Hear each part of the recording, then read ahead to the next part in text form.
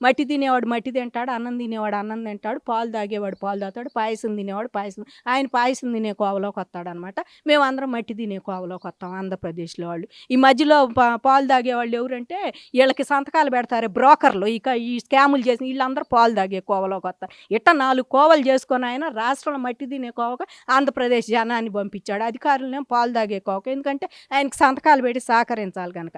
ఇప్పటికైనా సిగ్గు శరం లేకుండా మాట్లాడుతున్నాడు. ఆ ప్రెస్ ముందుకొచ్చి అమరావతిని అడ్డం పెట్టుకొని అయి చేశాడు. అమరావతిలో ఒక రోడ్డు వేయలే నువ్వు, రాష్ట్రంలో ఒక రోడ్డు వేయలేదు, ఒక హాస్పిటల్ కట్టలేదు, ఆంధ్రాకి అభివృద్ధి 4 రాష్ట్రాల మీదగా పోయావు. పోలవరాన్ని కూడా నువ్వు నేషనల్ ప్రాజెక్టు కూడా నువ్వు ఆపేశావు. చంద్రబాబు తీసుకొచ్చాడని ఆపావు నువ్వు దాన్ని. అంతేగాని నువ్వు గనక అది కట్టాలిగా చంద్రబాబు తీసుకొచ్చాడు గనక. నిజంగా నువ్వు అమరావతి అభివృద్ధి ఒక్కసాటే నేను విశాఖపట్నం పోతా అన్నాడు. పోలవరం ఎందుకు ఆపేశావు? కాబట్టి ఆయనకి ఏది కట్టడండి, ఆయనకి ఏది కూడా లేదు. ఇవాళ కృష్ణా నది కూడా చుట్టడం అలిం కాలేదు కానీ లేకపోతే అది కూడా చుట్టుకొని తీసుకెళ్లి వాళ్ళ ఇంట్లో పెట్టుకునేవాడు ఆయన.